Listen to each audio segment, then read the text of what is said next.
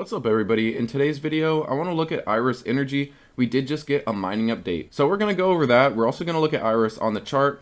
And I'll also give you my thoughts on Bitcoin. We do have certain levels to watch out for. Now, if you don't know much about Iris Energy, I'll give you guys a couple links at the end screen.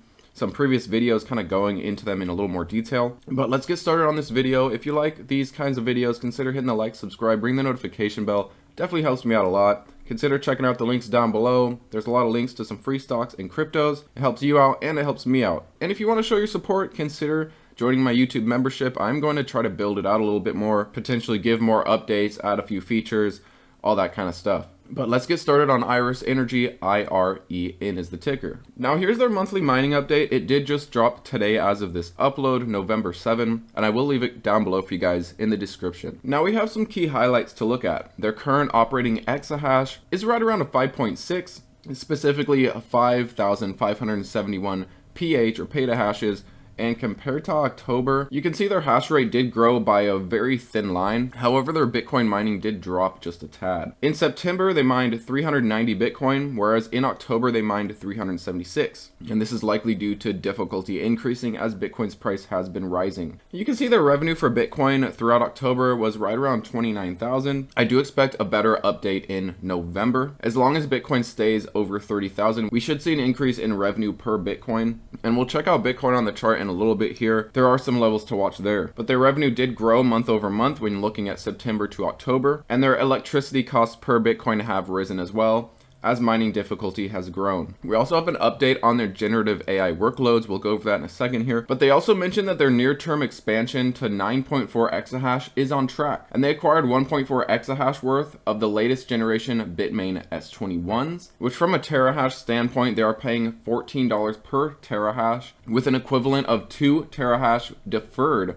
until 1 year after the shipment of these machines. And these machines have a leading efficiency of 17.5 joules per terahash, which they say will improve resilience post-halving. More efficient machines means more Bitcoin mined. And how they funded this was from existing capital sources, citing the use of cash at their bank of $64 million. And phase 1 construction at Childress remains on track, providing near-term expansion to their 9.4 exahash goal. Now they do have an update on their data centers in Childress here, with data center 1 operating since April 2023. Data center 2 is racking and electrical installation is commenced, whereas data 3 has structure and internal framing commenced. Data center 4 has concrete foundations commenced, and data center 5 earthworks are complete. So these are in an order of basically most finished to least finished, but you can see that they're making progress along the way. Now they also give an update on their partnership to optimize generative AI workloads, and they're saying that this is expected to provide a high performance solution for GPU optimization within the company's data centers that is simple, scalable, sustainable, and secure. And from what they say here, it's going to be utilized to provide storage and data management solutions, but I'm unsure how that's going to contribute to their revenue, contribute to their bottom line. We will probably hear a lot more about that in the near future. Now they go a little more in detail about those S21s they're ordering, which is going to add 1.4 exahash, helping them reach their goal of 9.4. And the key highlights here are they're going to increase self-mining capacity by 25%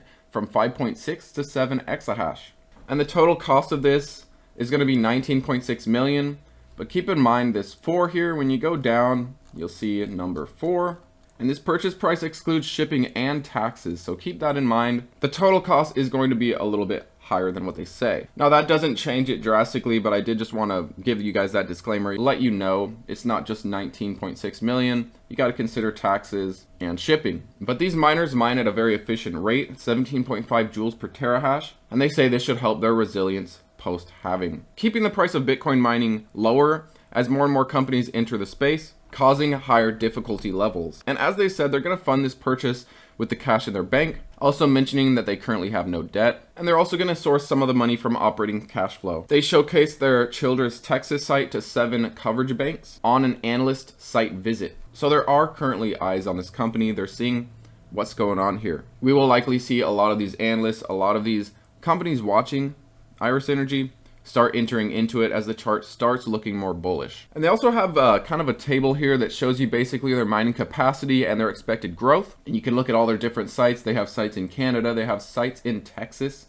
And their Childress site, which I just gave you an update on certain data centers, they're expecting a 3.8 exahash growth with the timing of completion in early 2024. which will lead them to that 9.4 exahash target. But let me know what you guys think about this mining update. And while we did see a slight, very slight decrease in Bitcoin mined, we did see a slight improvement in exahash. And that's what we're going to see. We're going to see these companies add to their exahash, but potentially mine a little less Bitcoin as Bitcoin goes up in price as mining difficulty rises. So it's kind of going to be a constant tug of war between all the other miners. As other miners get their machines going and hashing, essentially it adds to the competition, it adds to the difficulty level. And despite growing your exahash, in some cases you will likely mine less Bitcoin. And that's why the exahash growth has to be so strong and so aggressive. But because of Bitcoin's anticipated price movement to the upside over the next year, 2 years, I do expect a lot of these Bitcoin miners to be profitable, including Iris Energy. But next up, let's look at the chart for both Iris Energy and for Bitcoin. Now looking at Iris Energy, you can see that it was in this beautiful uptrend.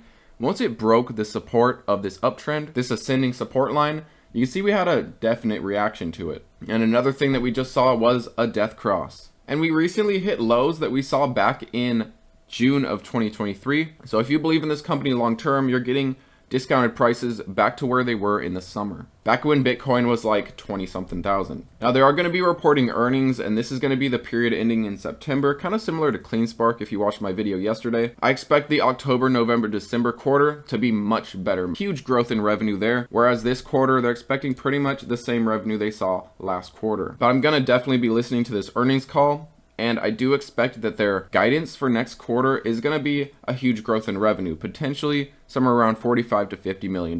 But time will tell on that front. Now looking at Bitcoin, you know, it's definitely becoming less overbought. However, on the daily, we are a little overbought here. And I am watching this pattern here. If we break this ascending channel, we start testing lower levels. And honestly, I'm anticipating Bitcoin pulling back to somewhere around the low 34, 33 area before bouncing back up. Although I gotta say, it's been holding very steady considering how overbought it was. It could be this recent golden cross. It could be the spot Bitcoin catalyst coming. It could be the halving right around the corner. Either way, there are a lot of things pointing at Bitcoin going higher in price soon. So maybe this is why people are still adding and not selling off despite Bitcoin being so overbought on the chart. I personally think sentiment is slowly starting to shift, and you can see that by how long we've maintained being overbought and not pulling back very hard like the bears are calling for. Now, as for the upside, Bitcoin has to break to 36,000 and have a candle actually close above this resistance. If we can see that, I do think we're going to move much higher. But what I do want to see before then is